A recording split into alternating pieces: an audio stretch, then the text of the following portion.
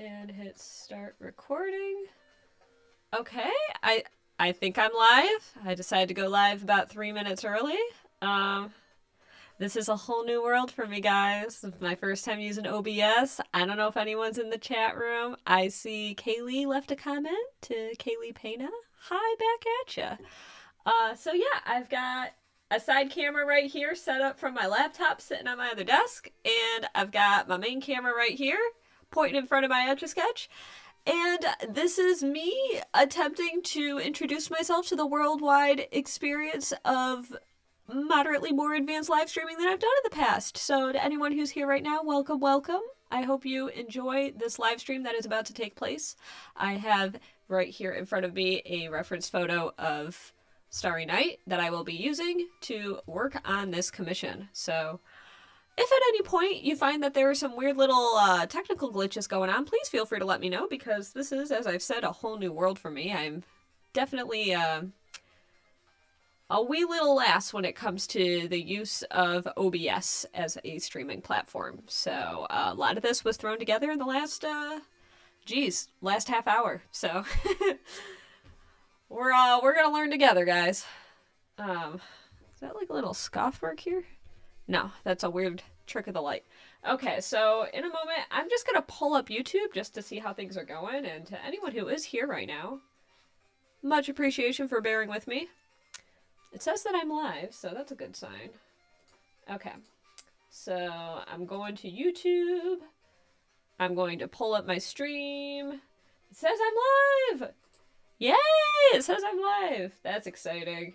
Oh my gosh! And I can see things happening. It says there's 2 watching. I'm one of the 2. Okay, well, to the 1 person watching, I'm gonna get started. And I'm gonna keep an eye on the chat, so that I can know what's up. To anyone who is here right now, let me know if you can hear music, if you can't, if you want to hear music, because I'm still learning all of that stuff. But in the meantime, okay. So I have here, I'm trying to figure out where to put my reference photo. I might put it right here. I already made, as you can see, some progress on this rendition. And my goal today is to probably work on the sky more. I had this idea where, like, if you see the darker regions of the sky here, I'm kind of going to fill it with this textured element and then figure out if I want to layer on top of that. So in the meantime, I'm gonna do more work on this little towery thing as well, because that's a pretty important element of the rendition. And this will definitely be by far the darkest part of the rendition when I'm done with it. So I might work on it a little bit here and there today. I'm not exactly sure for how long I'm going to be live streaming today, so it's going to be a mystery. Okay. And looks like it's 1, so I'm probably the only one watching right now. That is a-okay, because I'm learning. Alright. It's funny. On TikTok, I am used to an audience of like 3,000 people watching, and my nose is buried in my phone as I'm trying to keep up with comments, keeping conversation going. It's a little bit different when you are a party of 1 and there is no one for whom to ask random questions. But that's okay, because I'm really good at talking to nobody too. Alright. So, okay. I keep kind of checking the focus of this, but this is like the best I could do. I think the focus is pretty good on this. Alright. I've actually abstained from working on this all day so that I could work on it during the stream. Okay, I'm going to go up into this sky region here. There we go.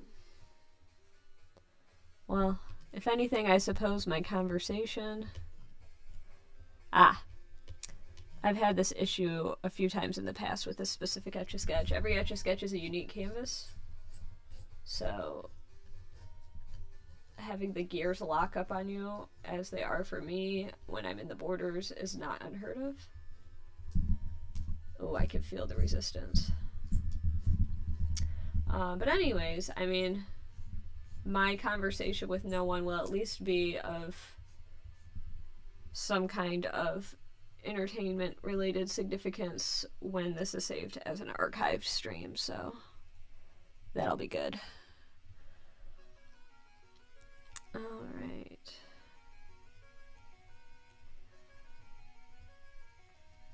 In the meantime, I'll share a story to nobody about the previous attempts I've had in rendering Starry Night on Etch A Sketch. So this is by far the most rendered painting I've ever done on Etch A Sketch. I've rendered it on the classic size, which is the largest size available. I'm actually in the process of working on a second one on the classic size in a different style.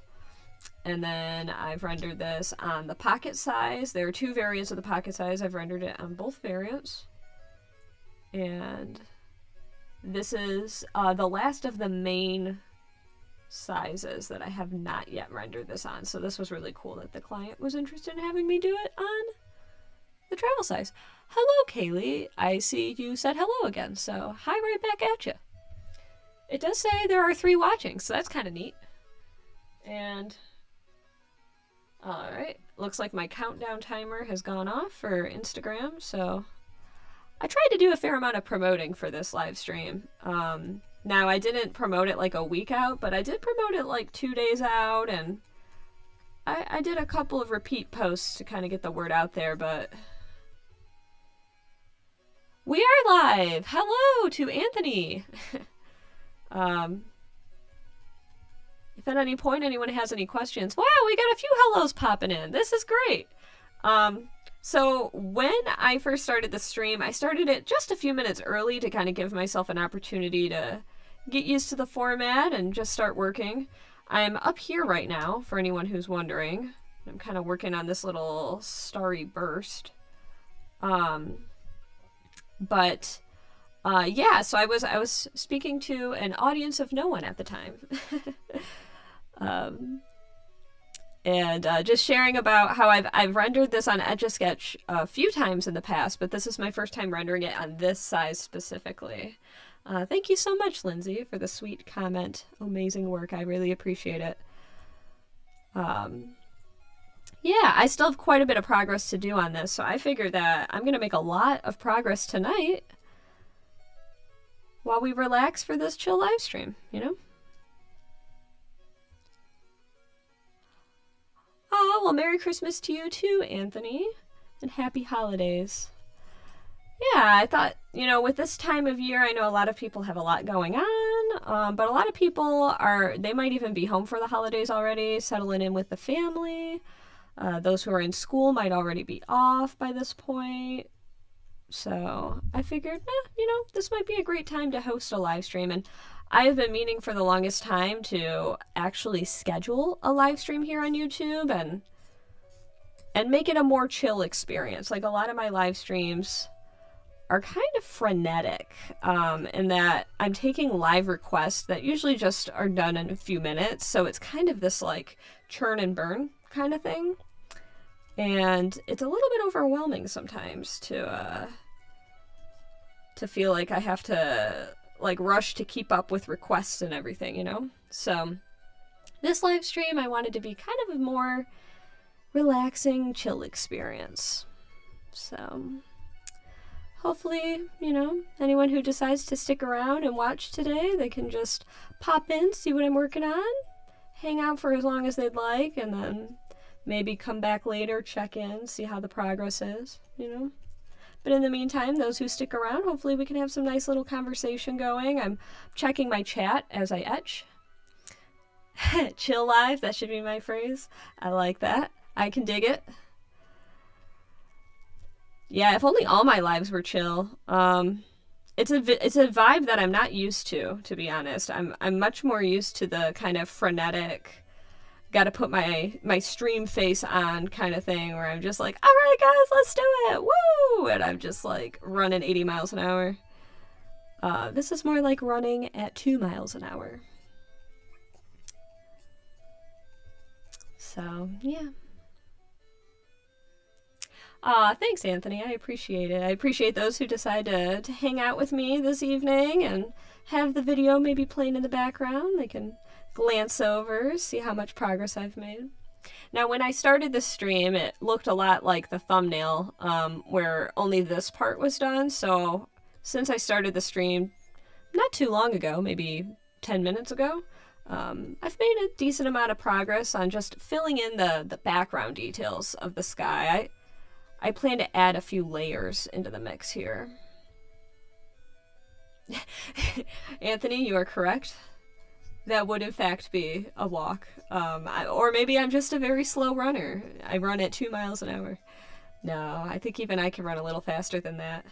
Although growing up, I was definitely like the last kid to make it through the mile run. I was like the slowest kid.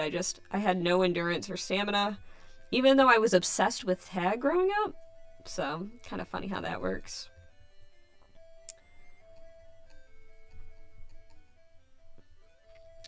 I was so kind of dreading the experience of setting up OBS for streaming. Anyone who's ever been in one of my YouTube live streams before knows that I literally just set up my webcam and then just kind of like use that, and that's all I do for my live streams.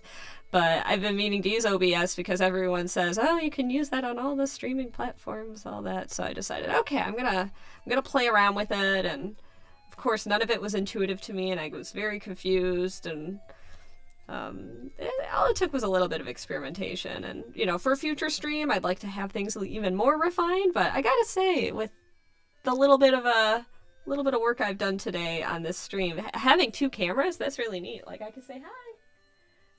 I can wave over at my second camera. You guys can see my profile as I work. I think that's kind of cool. So I think it's been worth it, you know. And yes, oh cool, Lindsay. Glad you're able to listen and glance over, check in whenever you feel like it. It's nice to kind of have the option to host that kind of live stream where it's like, you know, those watching don't have to pay complete attention. They can, you know, I know when I watch other people's live streams, sometimes I'm on my phone or I'm, you know, doing something else in the background, maybe cleaning and then looking up at my phone. I've made a lot of progress here, though. This is a nice little area filled in. And we have some turtle runners here in the chat. Yeah. What happened to the fellow that would post turtle in my comments? Oh my gosh, Anthony, I haven't thought about that person in a long time. I don't know. Where is the turtle commenter? He was always like the first person to comment on my videos too. Well, that's actually concerning. I need to go through my YouTube studio to see if they've been like leaving comments and it's been marked as spam or something.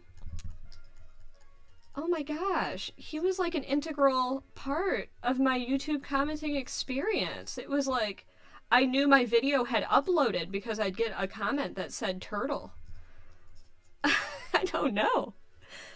I'm glad, Anthony, that you're so familiar with the lore of my YouTube channel, the very esoteric, specific YouTube lore of the Princess Etch YouTube channel. It's always interesting when you like are live streaming or creating content enough to kind of have like certain weird little trademark things that develop over time. Like this one time I hosted a live stream on TikTok and somebody popped into the stream and they said wow, but they somehow typoed wow and they put wham, and someone saw that person say wham, and then like 3 more people said wham, and then suddenly my chat is just filled with wham, and I have no idea what's going on. And every now and then someone will pop into my chat on TikTok and they'll go wham, and it just makes me so happy. You know, it's like, oh, we did it, guys. We have an organic inside joke. It was pretty magical. Oh, yeah. If only Turtle Guy were here to leave their most appropriate comment when I was speaking of the turtle jokes. Yeah, I miss Turtle Guy. I really hope that their comments begin to resurface again. But it very well could be that I went through like a long hiatus of like not posting videos and I just kind of fell off their radar or something. I'd like to think that I'm the only person for whom they, they say turtle. But they could be cheating on me with other YouTubers too. They might be like leaving that comment on like a bunch of people's uploads, and like they might also have a strange little connection with like the comfort that comes from seeing that comment as one of their earliest was one of their earliest comments on their videos. It definitely beats seeing first as your first comment, I gotta say that.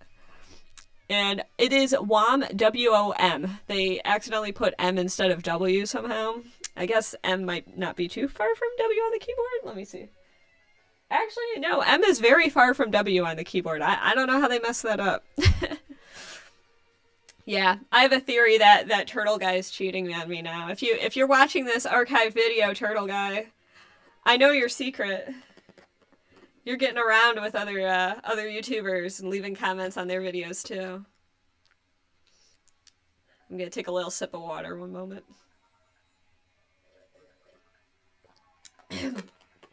I recently bought this Gigundo water bottle here, which I could show on camera too. Wowie. Not sponsored. I bought this Gigundo Nalgene because I always run out of water in my office.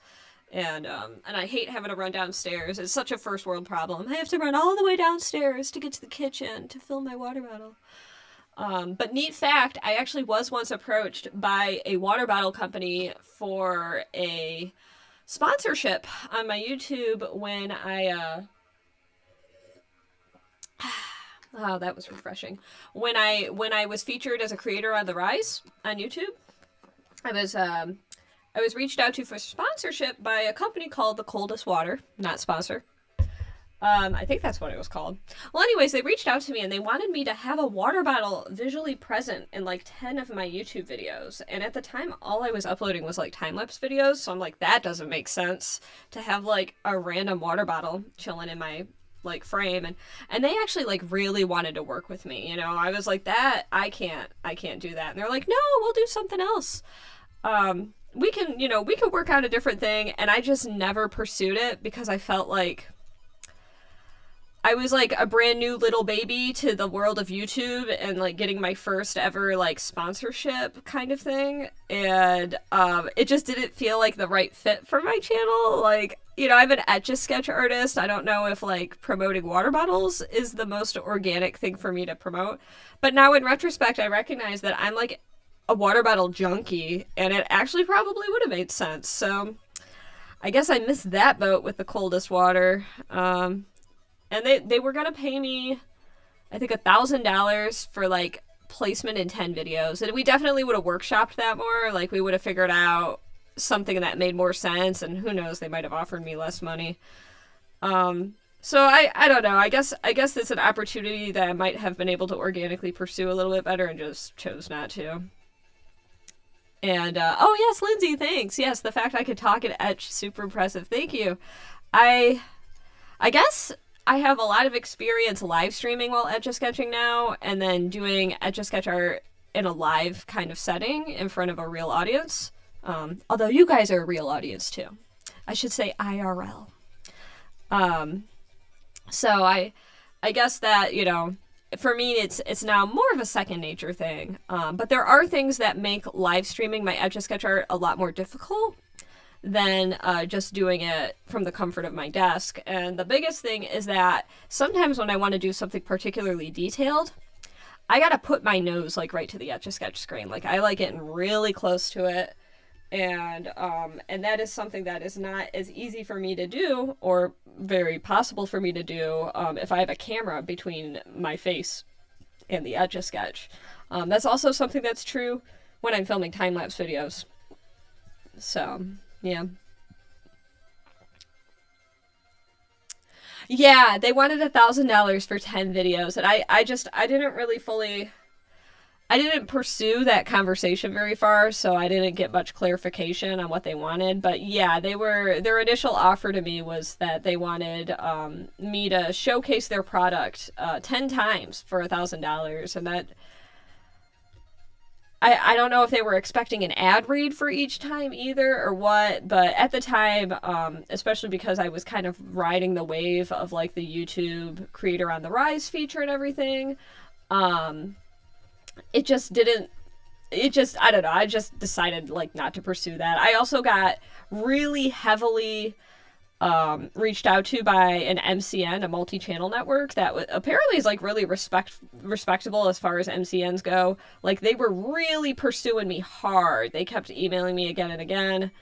And I did the thing I never do. I ignored every email. I'm usually not bad like that. Usually I actually am respectful and like respond to people's messages, but I was so scared of joining an MCN after like hearing all of the terrible horror stories that I've read online and the videos I've heard from like prominent YouTubers who just got really screwed over by MCNs that, yeah, I was just like, nope, I'd rather just do my own thing, even if it makes me less successful.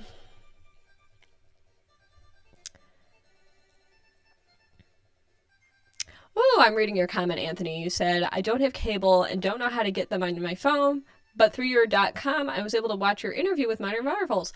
Yay! Oh, I'm glad to hear that you were able to watch my my Modern Marvels interview.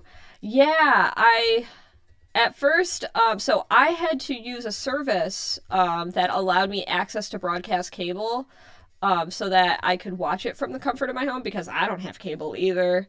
And then I was able to procure a recording of said broadcast, and by doing so, I was able to upload that. And then I kind of got like vague permission from the people that I worked with, where they're like, yeah, they might take it down, but they might not. So I'd say upload it. And I said, okay, I'm just gonna throw it on my YouTube. And I haven't had any issues yet. Now I can't monetize it, which is fine. I kind of expected that to an extent. That YouTube wasn't going to let me profit from that, since I didn't really create the content, even though it was about me. So, yeah, but I'm able to have it on my channel, which is really cool. I'm really glad that, to anyone who doesn't know what I'm talking about, I was recently featured on Modern Marvels on the History Channel, which is a huge honor, and I'm very grateful for that opportunity. But it's also it was a tricky thing to figure out how to, get people to watch it because, in this day and age, a lot of people just don't have broadcast TV anymore. And then it was a whole different thing to figure out how to watch it myself, since I also don't have broadcast TV. And, in the world we live in right now, it's hard to like enter other people's homes safely without concerns about, pandemic and everything. So, because I moved to Maryland, I actually haven't made too many local friends yet, and I don't want to like impose on anyone in their private households. So I figured it out though. Good afternoon, Juan. Well, I guess, would it be afternoon for you? Maybe you are west of me. For me, it is most decidedly evening at this point. I'd say it's 5:21 p.m. according to my computer. And filling in the details. I'm working on the sky today. And I'm really liking this texture I did here. Oh, when I do that, it messes with the lighting. But this texture right here, oof, I'm loving how that looks. So I'm looking forward to carrying that over. I feel like it kind of registers very similarly to Van Gogh's brush strokes. So, yeah. Let me take another sip of that water. Hydration's important. But, yeah, in the meantime, tell me about your holiday plans. I'd love to chat holidays. I'm going to have a very chill, no-nonsense holiday here in Maryland. No travel for me, which I'm grateful for, considering how things are this time of year. But yeah, tell me about your holidays plans. I'd love to hear what you guys have going on.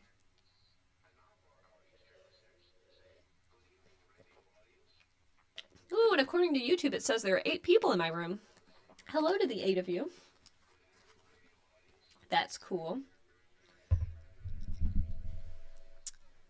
Ah, the texture of the sky, veneers. I love it. Well, I guess only veneer, because the other one would be gone, right? One of my favorite Spanish bands is called La Oreja de Van Gogh, Van Gogh's ear. It's such a silly band name.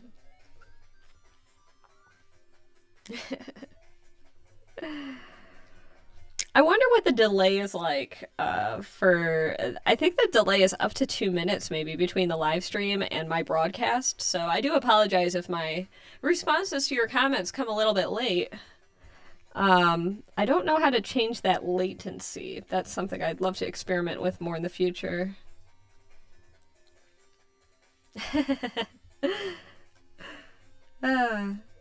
I have my stream set up on a what do I call it, on a monitor 2, so I'm able to kind of glance over that as I work, which is nice. And how do I want to do this part? I think we're gonna do that. There we go.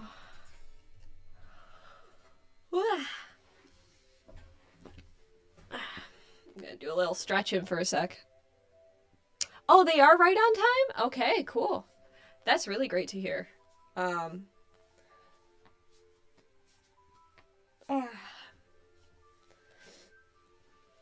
You'll be moving around a bit to visit some relatives and remain at home. Maybe watch some lights. Oh, that's lovely. Yeah, I mean, it would be lovely to travel to see some of my family. I live in Maryland now, and my family is based in Michigan and Florida now. So, unfortunately, they're essentially either a very long drive or a plane ride away. And while I was able to partake in a few flights earlier this year, I'm kind of avoiding planes unnecessarily right now. Since I hadn't booked any flights, I didn't want to go out of my way to book any. So, yeah. And visiting in-laws and parents. Yeah, it is nice to spend some time with your loved ones this time of year. I actually haven't, well, I saw my mom last month. I haven't seen my siblings in Michigan for a while now. Part of it is just, you know, I wasn't able to, it's unfortunately not very cheap to fly to Michigan from where I am, whereas to fly to my mom, it's actually really affordable, based on just like hubs for airlines and such.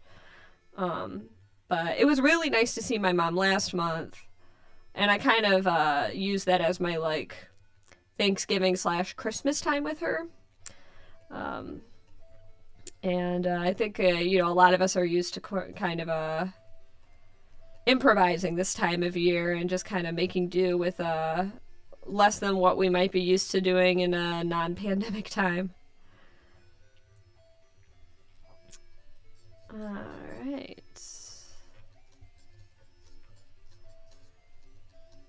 Well, alright. Made a lot of progress on the sky, and what I'm trying to do is the background things first and then work forward, because the way with Etch A Sketch is that, like, you'll notice when I'm working on stuff that a lot of the lines kind of disappear, like right here. So I have to go over the lines again when I'm ready. So it's kind of, it's like doing more work if I work at the front first. I kind of feel like this is similar to like acrylic painting, and that you want to like, or really lots of kinds of painting, you want to like work from the back first and then work forward. And a happy family makes the heart stronger. Yeah, honestly, this is Princess Etch getting personal time, but I have to say, healthy distance also can make the family stronger. I love my family, but I personally also love having a couple states between us, because when I do get to see them, we always have a nice, lovely time together. But I get to kind of stay away from the daily craziness of family life, you know? I think a lot of people can relate to that when they go home for the holidays. You know, it's like a kind of stark reminder of, my goodness, this dynamic's pretty crazy. And Let's see. You're barely putting up your Christmas tree now? Taking a break watching me. You know, I was gonna order a Christmas tree. I've never owned one before. And I just, I had one in my cart online and I just didn't get around to ordering it because it felt like, oh, I should have had one at the beginning of the month, and I dragged my feet on it. And I probably should still order it though, huh? Even if it comes late. Like, no one cares, right? And, oh, Lindsay, thanks so much for popping in. I really appreciate you sticking around and interacting in the chat. I hope you have a good rest of your day. And I look forward to sharing it. I'll definitely share the finished drawing on my community tab here on YouTube when it's done. And who knows? I don't know how many live streams I'll be working on this for. This could be the only one, but I will definitely be sharing it at some point. So I look forward to when I am able to finish it up and share it. But yeah, Christmas trees, it's one of those things where I've never owned one myself, and it's partially because you know, I have moved so many times in my adulthood. I think I've lived in a good 8 or 10 places since I've been 18. And a Christmas tree is just one of those giant things. Like, you know, I know a lot of people buy real trees. I grew up in a fake tree household, so you know, I always figured, oh, okay, I'll get that one Christmas tree and then I'll store it most of the year and then put it up when it makes sense and all that. And I guess that, you know, I just haven't... How am I going to shade this part? I think I'm going to use... I'm thinking for a moment. Okay, I'm going to do vertical lines for now. And so, yeah, I guess this is one of the first times in my life that I really felt like, wow, maybe I'm stable enough to own a Christmas tree. Maybe I'm gonna live in an area long enough to justify, and we have the space. But then it's kind of an overwhelming thought of, well, a brand new Christmas tree. Well, I gotta buy lights. I need to buy ornaments. I need to buy, you know, I feel like no matter what, my first year's Christmas tree is gonna be a little bit stark, which I think is normal and typical. So I've got to, I don't know. I think it's like when you think about doing a book report, you think about, but I got to read the whole book. And it's like, well, if you read it one chapter at a time, it's going to be fine. But I can sometimes get overwhelmed by the entire task at hand. And then suddenly a fun task like buying a Christmas tree feels overwhelming. And then I procrastinate on it. And then what was today, the 22nd? I still don't have a Christmas tree, guys. And that is in a nutshell why my home is still currently Christmas tree-less, and it probably looks a little bit sad to those who would come to visit, but I'll get one someday. Yeah, to Juan, I understand. The current state of the world makes it really difficult to travel and see family right now, and I would really love to fly back to Chicago much more frequently than I've been able to, just so I could visit all my friends who live out there and go have a lot of fun there. But I'm abstaining for now for the same reason. And let's read some more of these comments that have come in. Oh wow, cool, you're casting on the big TV. Wowee, I'm on the big screen. Putting down roots will naturally make you want a permanent tree. You can always get a Charlie Brown tree. Oh, the Charlie Brown tree. Did you know that the Charlie Brown tree is responsible for like the end of a previous tree trend where they were using like these like kind of metal trees? It was like a huge trend in like the 60s and stuff. And then A Charlie Brown Christmas came out. And there's that whole monologue about how Christmas is like this capitalist kind of thing. And they use that tree as like the, you know, everything that Christmas should never stand for. And then everyone stopped wanting those trees. And then they wanted the Charlie Brown style tree. Well, now those trees are like true vintage and they're beautiful. And they're exceedingly expensive, but they're gorgeous. They're silver, like metallic. I think they're actually aluminum Christmas trees. And they're a really special thing to behold. I'd love one of those. If I were to get a Christmas tree, I've done a lot of research on Christmas trees. Considering I don't have one, I've done a disproportionate amount of research on them. But I've thought about getting either like a white one, a pink one, which my boyfriend's vetoed, understandably, or a rainbow one, which he has not surprisingly vetoed. But the problem with a rainbow tree is that it really limits like the kind of ornaments you could coordinate with it. And I would want it to be like tastefully decorated. So I would probably go for like pure white ornaments. But I don't know. So I'm thinking a white tree, and I might decorate it with Etch A Sketches because those will pop out really nicely. So that's kind of where my thoughts are. And yeah, those trees have really gone up in value. Like, I've looked them up online before, and they could go for over $1,000 on eBay for some of the old ones from the 60s. They're just such a beautiful sight to behold, though. So here's a good example of why I should always draw the background details first. You're going to notice that the aluminum powder is pushing into the foreground details. And so I'm going to have to like completely draw these lines over again. And I haven't spent too much time on it, so it's not really a big deal. But it is something I'm aware of. Like, you'll see that I can do cleanup afterwards like that. Ta-da! And that'll recede that detail into the background. But yeah, Christmas trees are a really cool seasonal decoration. They take up a lot of space, but you could really... Every tree has so much personality because so many people, you know, they collect ornaments slowly but surely over the years, and they're so charming. They're just so charming. A white tree makes for a white Christmas. Honestly, that's about the only way that I want a white Christmas, because otherwise I'm not... I always said growing up I'm dreaming of a green Christmas because I don't really like snow. Snow is just... I'm one of those people that's always cold. You know, my hands are always freezing. I have to wear gloves like 70% of the year because my hands are just always so cold.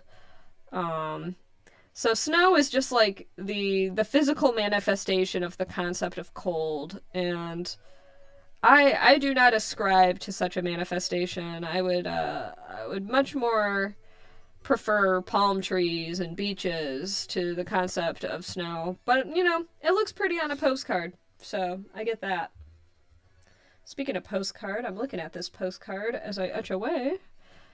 And I keep moving it around, so I've got a better place to look. So you'll probably see in camera B, my head is now bobbing up and down because I'm trying to figure out where things go. Okay. Ah, this is cut off a little differently from the original reference photo I was looking at. That's okay. I'm finally making a little progress on the village. I've like just started it. This is definitely the most like... What's the word I'm looking for? Kind of, I won't say cluttered. I don't like that word to describe anything Van Gogh. It's just the most populated area of the painting as far as detail goes. I guess I could say detailed. That's a more succinct way to say that. It's more populated with detail. Oh, oh, Anthony, I understand if you're from Colorado, you're required to love snow. Well, I spent quite a bit of time over the last 4 years, or 5, I should say, in Boulder, and I learned do not fly to Boulder in March or Denver, I should say, because the probability of your flight being canceled is actually pretty high because of the blizzards out there. Now, snow in Colorado is a different beast. You have to understand that. You get beautiful foot of snow overnight, and then the next day it's 60 degrees and it melts away, and it's like, wow, snow, what a great novel concept. That was fun. But when it snows in the Midwest, it freezes over and turns into ice and sticks around from January to April, and it doesn't melt. And it's miserable, and it turns into gross city slush, and everything turns brown and mucky and gross, and you step into a puddle and you realize it's 8 inches deep, and your pant leg is wet for the rest of the day. You could probably tell I'm speaking from personal experience on this.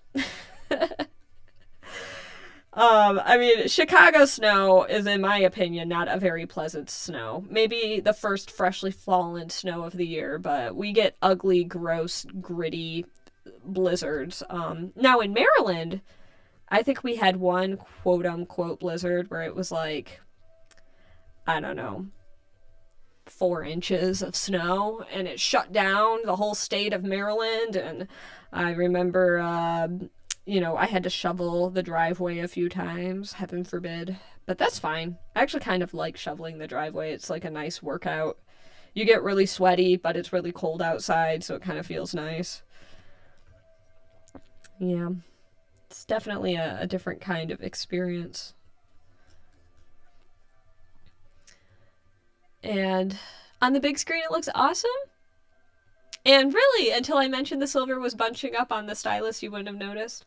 Yeah, it's such a minute thing. Now, it's something I'm constantly kind of course correcting as I work. Just cleaning up the stray pockets of aluminum powder that form as I etch. So, yeah, that's something I'm always kind of being mindful of to make sure it's showing up to the visual standards that I am attempting. There's a lot of cleanup work in Etch A Sketch art. If I were to just draw it without doing any of this kind of course correcting as I go, everything would look a lot muddier. And it's worth not skimping out on that step of the process. Cool. Good luck putting up all your ornaments, and no worries. I will. I'm gonna keep etching. I'm working away myself. I'm gonna take another sip of water, actually. Oh, look at that! I got my first spam comment in the chat. I don't know how to. Can I do something about that? I think I can. Let me delete that. Let's see. Let's see. Remove. Alright, okay. Well, I know how to remove messages now. That's cool. Take another sip of water. It says there's 5 people watching. Welcome to the 5 of you who are hanging out with me today. I'm sure you guys are just chilling out, relaxing. I almost started quoting the opening lyrics to Fresh Prince of Bel-Air. Ah, good water. If only I got sponsored. Missed boat. That's okay. Alright, this is definitely the most labor-intensive region of the drawing I'm going to be working on today, though. That's okay. Okay, so I'm right here for anyone who's just now popping in. And I'm slowly but surely working on those details. One truism that I find to translate well between media is that with watercolor, we are taught to preserve white. And the idea is if you want something to remain white in a watercolor painting, you do not let watercolor paint touch that region of the paper because you are preserving the white of the paper. And similarly to Etch A Sketch, I need to preserve gray, which is my white. It's the lightest it can possibly be. So if I want a region to remain bright and stick out, then I have to be very mindful about not drawing in that area, intentionally leaving that area untouched so that it will jump out against the darker regions around it. So, just like watercolor painting, I am preserving white in a very different sense. It's another example of how other artistic pursuits have informed and helped me develop my skills in Etch A Sketch, of all things. I firmly believe that as an artist, if you are interested in pursuing Etch A Sketch, it would behoove you to practice your skills in other artistic media as well. The better I've gotten at drawing, the better I've gotten at painting, the better I have been at Etch A Sketching as well. Oh, Anthony, thank you so much for the sweet donation. I really appreciate it. Donations are always appreciated. Never required, of course. But it sure means a lot to know that you appreciate this stream, and thank you right back at you. Oh gosh, the pleasure is all mine. I've talked about this on Instagram Live, but I haven't talked about it so much on YouTube Live yet. You know, over the last few months, I've been primarily live streaming, excuse me, primarily live streaming over on TikTok. And I've been doing that because the TikTok algorithm has been serving me very well in that my streams get exposed to very large audiences. Typically, my audiences range from between 1,500 to 3,000 people at any given moment on TikTok. And, you know, that's pretty good motivation to stick around and stream on that platform. But the problem is, the last 4 of the last 5 times that I live streamed, my streams were unexpectedly stopped. Oop, if I play this song, it might end my stream. I'm switching it. Merry Christmas and Happy New Year to everyone else in the stream, too. Thanks, Anthony, for sharing the holiday tidings. But anyways, yeah, on TikTok, I kept getting banned from live streaming out of the blue. And the reason was quote-unquote misinformation. And I have talked to multiple other live streamers on TikTok who have been banned for the exact same reason when they were doing absolutely nothing wrong. So something is triggering mass reports from trolls who understand that if you report someone for that specific reason, the app will do absolutely nothing when you file for an appeal. And so I have been forced to much more seriously consider live streaming on other platforms because TikTok does not value its creators enough to do something about this problem.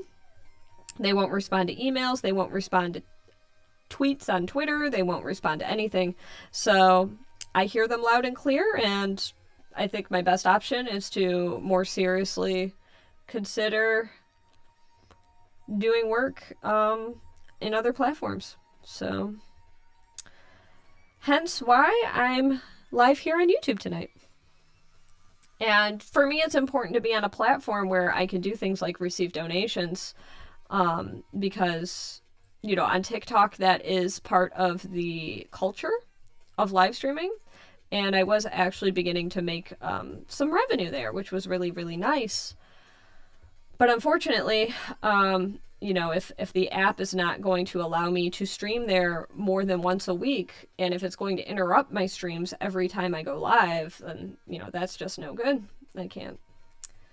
I can't keep streaming there if they don't make it a sustainable place for me to share my live content. So, but the beauty of streaming on a place like YouTube is that I can use these you know, products like OBS, which allows me a lot more flexibility in how I present a live stream, and I still have a lot of learning to do, but it has been a really good education for me to figure out how to, you know, have multiple cameras and use my favorite microphone instead of just using my cell phone, which I find always has a dying battery as I work.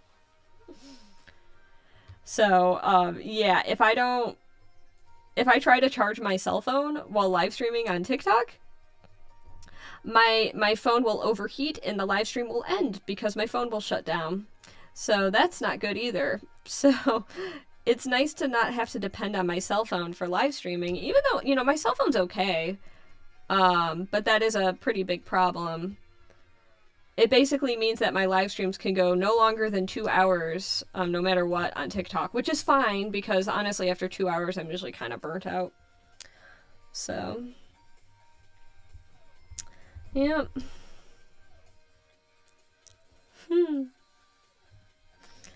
Look at this camaraderie happening in the chat. I love it. So wholesome. I've been looking forward to finishing up these rolling hills, but I'm thinking the rolling hills are technically in the foreground, so I should work on this kind of loose swirly bit back here first. I'm always kind of trying to be a little analytical about where I work next, so I'm going to go up here. And Ooh, I feel a lot of resistance from the left knob right now. It does not want me to go over here. Come on, come on. There we go. Okay, so I'm gonna try to repeat this kind of textured element here. Let me take another sip of water. There's 7 people watching right now. Wow! Thanks so much to the 7 of you for sticking around. I hope you're enjoying what you're seeing so far. I've made quite a bit of progress. I worked on pretty much the entirety of this background here, and I've started making a little progress on the town here and a little bit of the hills, and I need to add a lot more detail to this. This might be one of the last things I do because it's at the very foreground. But, okay, let me take that sip of water.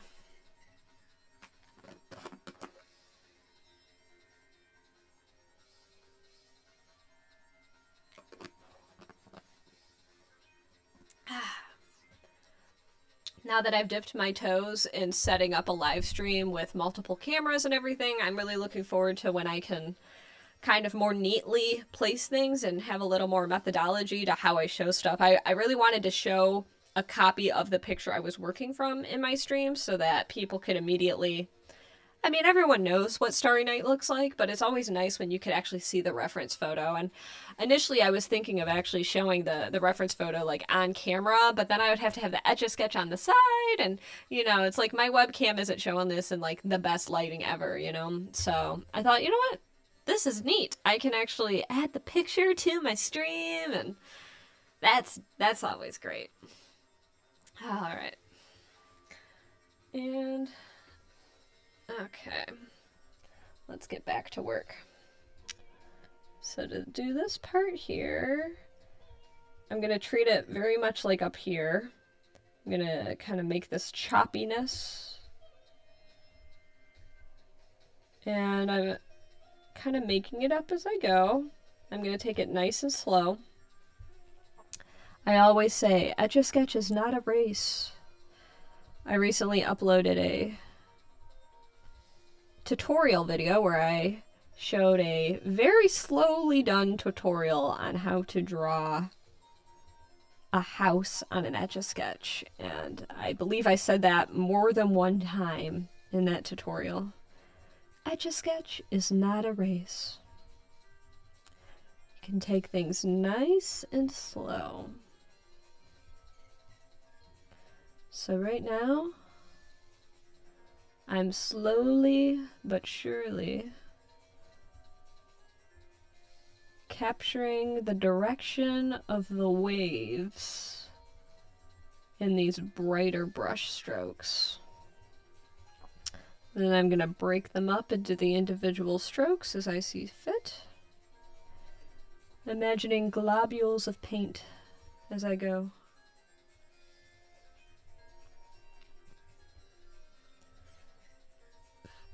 There we go.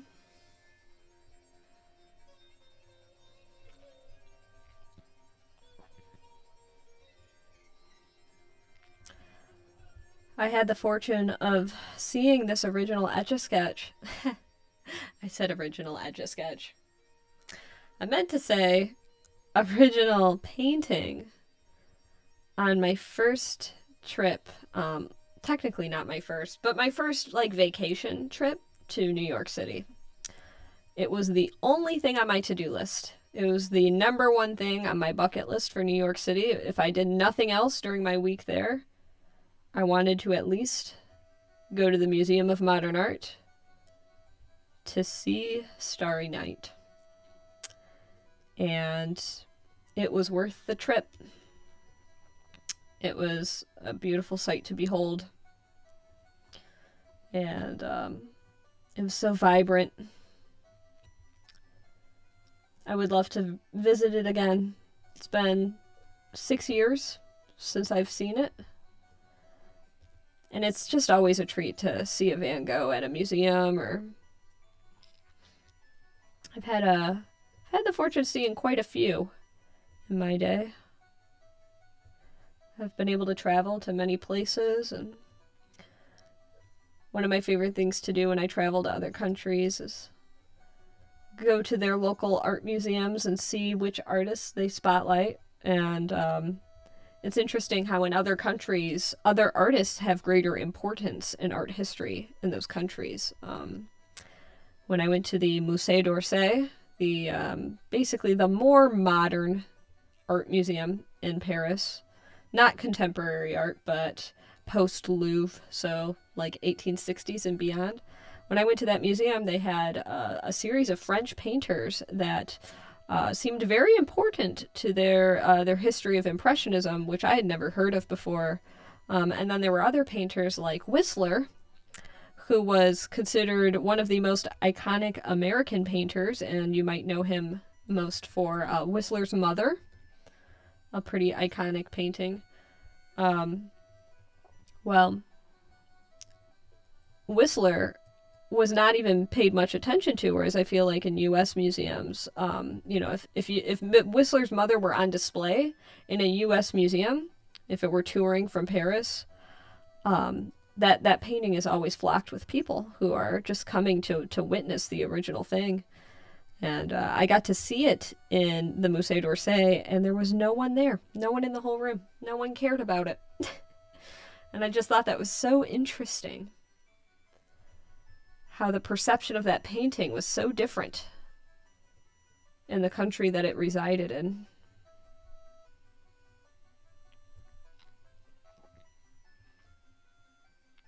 Wow, we got another spammer in the chat. Let's delete that. Can I block? Let's find out. Put user in timeout. Remove. Oh, am I?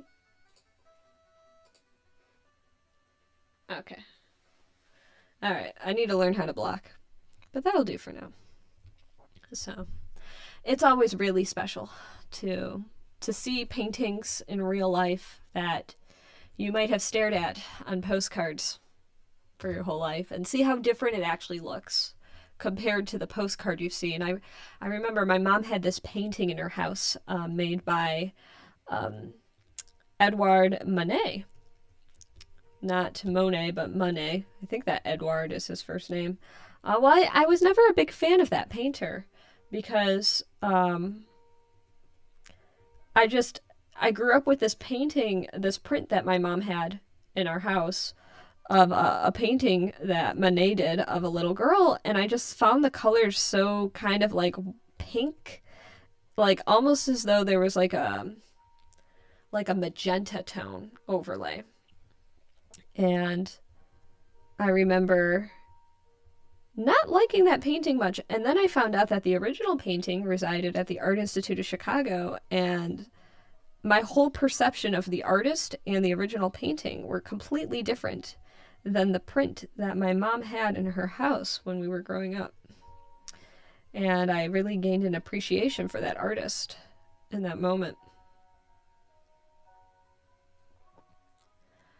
Oh, Daniel, that's so lovely to hear. Thanks so much for popping into the chat and for tuning in. As you can see, I've made a fair amount of progress on today's stream so far. And yes, I hope that Linda enjoys her Christmas present once it's complete. There's definitely a fair amount of work left to do on it, but this is a nice, enjoyable time to work on it in front of a live audience. Get to chat with people, talk about my favorite things, and answer questions as I work.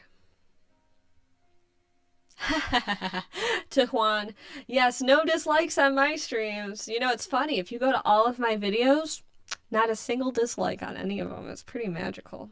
I mean, what are the chances, right? I did recently upload a video which has my highest dislike ratio. Which one is it? Let me check my channel. I can tell you guys exactly which video it is. It was not very well received. I'm going to check right now.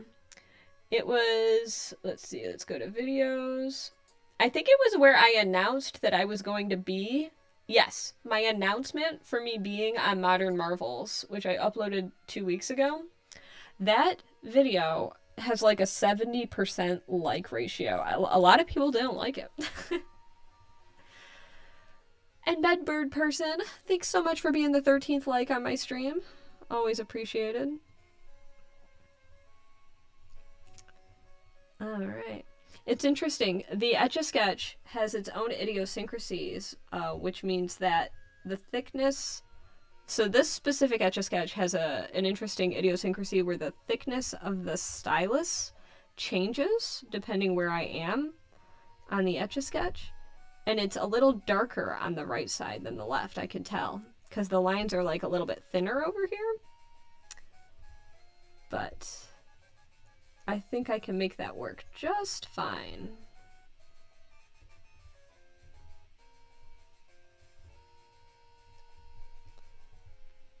There we go.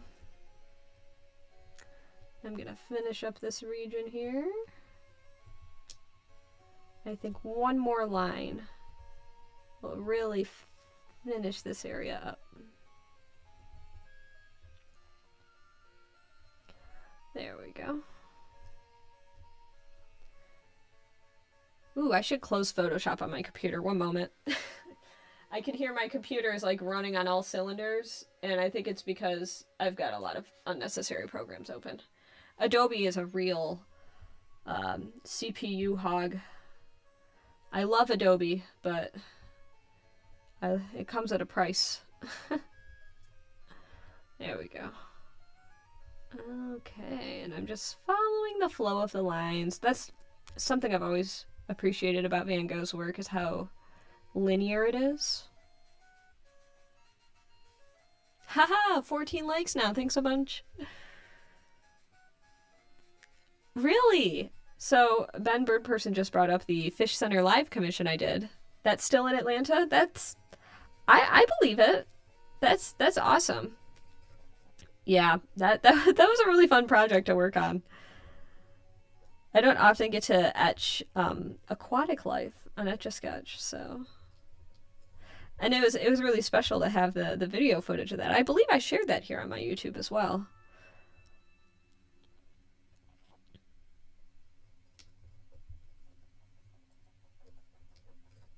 Yeah, it's I'd love to do more of that kind of thing where I send in Etch A Sketch drawings as like special gifts to people, because it's such a surprise to receive a permanent Etch A Sketch. People are like, "What do I do?" And they're like, "Wait, it's permanent? Wow, that's awesome!"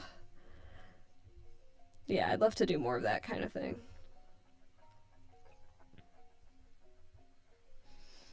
How is the container ship Ever Given holding up? Is that one residing happily in your home? That one was, I just featured that one the other day in one of my videos where I kind of did a wrap up of my favorite art that I've done in 2021. Aw, the fish tank is still there.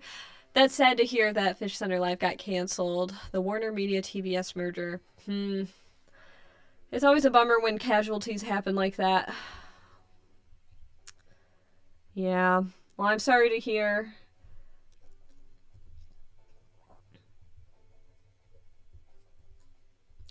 Well, someone definitely has that Etch A Sketch in their possession. It's living in an office somewhere, or it's happily residing in someone's home. Someone definitely kept that as a nice reminder. Ooh, this Etch A Sketch is fighting me a little bit today. Come on.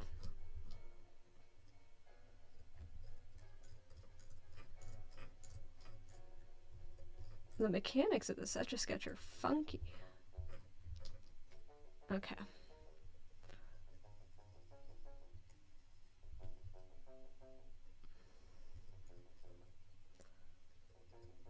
There we go.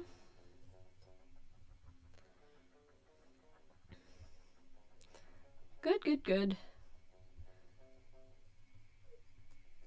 Yeah. I know when I did some work for Disney, I believe that the person that I worked with as my main point of contact, I sent the original art to his office, and I believe he took the art with him when he left Disney. So it's still in his possession, which is, in my opinion, really cool.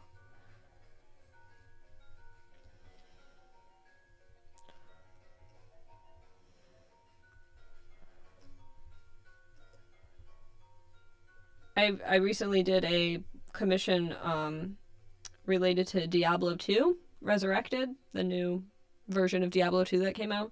And the Etch A Sketch was sent to a Blizzard employee, and she sent me a very sweet email to let me know that she received it, and it proudly resides on her shelf as a reminder of the first big project she got to work on with Blizzard since she was hired there, which was just really cool to hear about that. When I work with like more corporate clients, it often has this sort of cold professionalism to it, which I'm used to, and I completely understand because we are businesses after all, and business is not personal.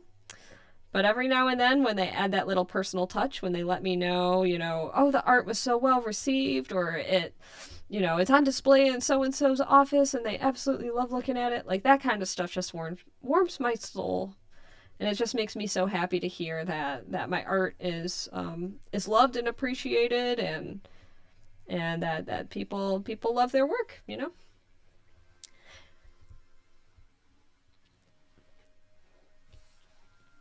Yeah, I bet it's definitely it's either living in someone's private residence or it's got a neat display spot in their office. Yeah. It's weird for me to think about. This is something that my boss taught me at my last job. So the last job I had, I worked for a photographer, and I was really impressed upon the importance of, with a photo retouching, making sure to get anything that stuck out, because while we might be looking at the photo for a few days at best, they're going to be looking at that photo on their wall for years to come. And it was interesting to think about how the work that I would be doing as a photo retoucher had a physical manifestation and presence in the clients' lives for possibly the rest of their life. They might be taking these older family photos and shuffling them around to different walls in their house for the rest of their lives. And it's kind of a similar thing that, I often forget when I finish up an Etch A Sketch project. It is natural for me to move my focus to the next client, to the next job. But I often forget that the art that I completed is living in someone's home or someone's office. It's got a constant visual presence in that person's life, and they can look at it all the time. And when they look at it, they're going to think of me. And so I have this kind of residual presence in the lives of the people I've worked with, and it's a kind of powerful thing to think about. Like, it's almost it's almost humbling. It's harrowing in a way, to know that the things I create have a daily presence in the lives of those who commission me.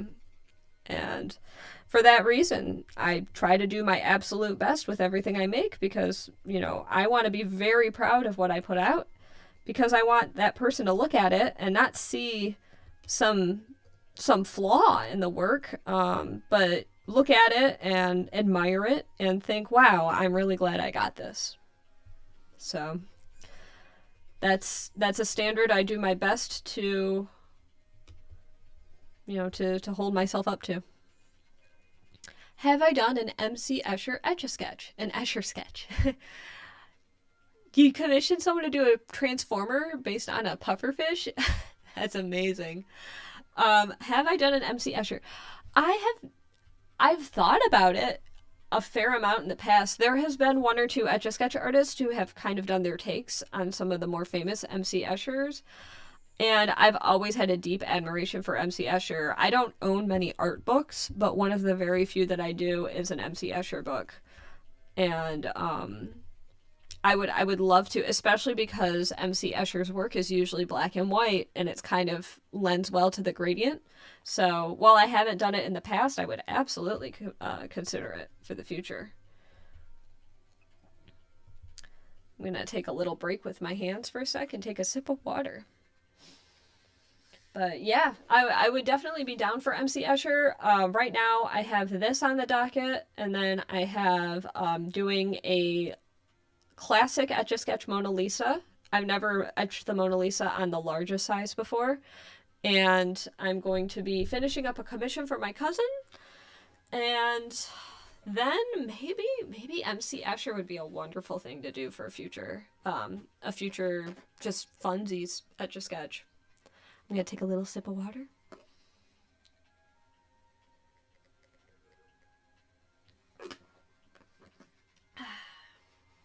Alright, it says there are 5 watching. It'll probably say 6 now that I'm joining my own stream. Yep, it says 6 now. Okay. And at this point, I'm definitely losing a little bit of steam. So what I think I'm going to do, I'm going to finish this part of the hill here. And I'm going to maybe work on this part of the hill here too. I still have to fill in more details here. This needs to be a lot darker than it is.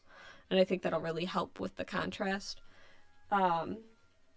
So once I darken up that region, and maybe I'll probably abstain from darkening it during the stream, but I can definitely work on this part that's purely white here. So those might be the last 2 things that I work on for today's stream, but we shall see. Yeah. Only because I'm getting a little bit tired, and I want to make sure that when I work on this that I'm not, that I'm not too tired. I want to be working on this when I'm high energy and giving my best efforts. So right now I'm working on that shape of the hill. There we go. I'd love to get another webcam where I could set one up closer to my face. Maybe even like, right now I have the Etch A Sketch here. Well, I can kind of show on camera too. I would put it like up here, so that I'm more often facing the camera. And I think that's definitely doable. I just need more USB connected cameras, which I don't know, $50, probably even less. But I'd like it to be decent quality, so. Okay, now where did I leave off with the stuff? Okay, here I am. When I look away, I often forget where I was last. And let's read the comment that came in from Linda. Hi! Watching you create is close to seeing this actual painting at the moment. Wow. Ah, thank you so much. The original painting was when I got to see the original painting at the Museum of Modern Art, it really lived up to its expectation. I was so excited for the moment, and when I finally got to do it, it was everything I could have asked for. I was just so happy to finally have been able to cross that off my bucket list. And how fortunate, as a side note, that we have that painting here in the US. Is that not incredible that one of the most iconic paintings in the world, made by a Dutch artist, resides here in America? That's just incredible to me. There is a Van Gogh museum in Amsterdam. It's on my bucket list to someday visit. A lot of the most iconic Van Goghs live there.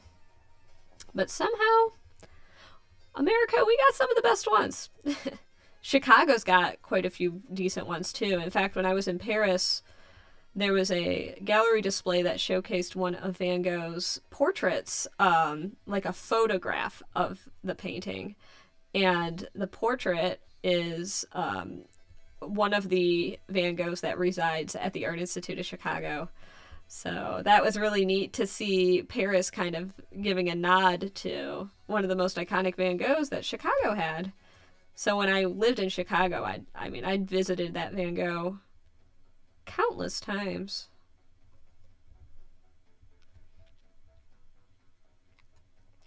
And I go nice and slow in an effort to really replicate the look of these rolling hills back here.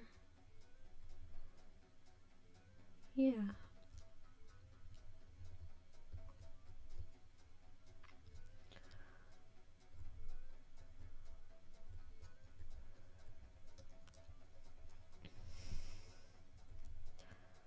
I'd like to do a live stream in the future where I follow along with an episode of Joy of Painting, which I've actually done in a previous live stream over on Instagram, but with Instagram, nobody's watching my live streams. And I don't have them archived either. The format wasn't very good, but I can live share my my camera while I work from a live episode of Joy of Painting, and I think that would make for a really fun live stream in the future. And I'm not sure if I would be doing that here or on Twitch. Not exactly sure, because I know Twitch hosts episodes of Joy of Painting, I think for free all the time. So I might be able to kind of do a live sharing of that. I'm not sure. But yeah, I don't know. Something I've been thinking about for a little bit. I think that would be really fun, because there's the intensity that comes with creating a live Etch A Sketch drawing on a very anticipated time limit, following along live with Bob Ross's words as I work. I think that would just be a real kick. The first time I did it, it was a pretty good success. It was lots of fun. And it's more a matter of angling my Etch A Sketch and the screen so that people can watch me working. And watch the episode at the same time to see what Bob Ross is doing. So, yes, I would absolutely love to make something like that in the future.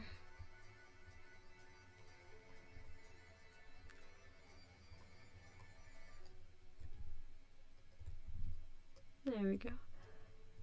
And I'm getting quiet because I'm so focused right now. When you make parallel curves, you have to be very attentive. There we go.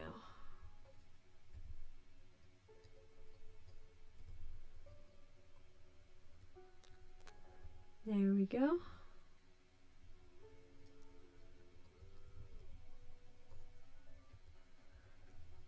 All right.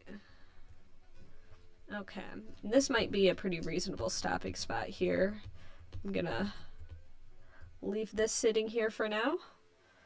And if you've seen the thumbnail of this video, you'll know where I was before I started the stream. During the stream, I filled in this entire background here. I took some time to fill out this swooping area, started on the town here, and worked on these rolling hills. I also did a little bit more detail here, but I haven't touched that region too much yet. That's gonna probably be at the very end. But let's go over to camera A for a sec so I can say hello a little more with my face cam.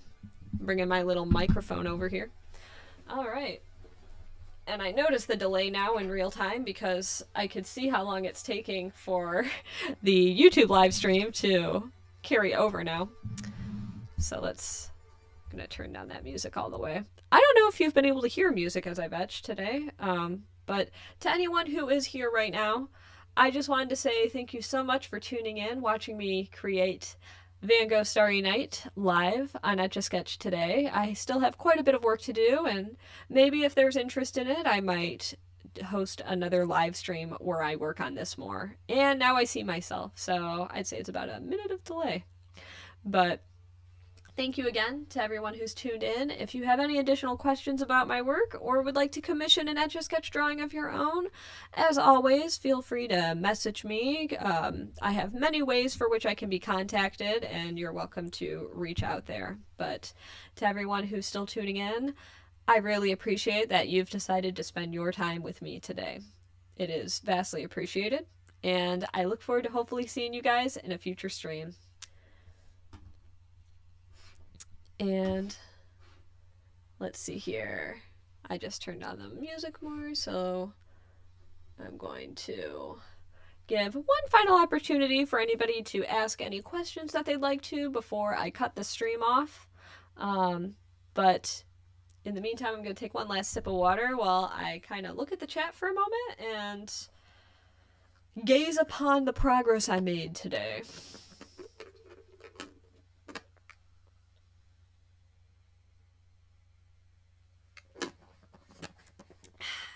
All right.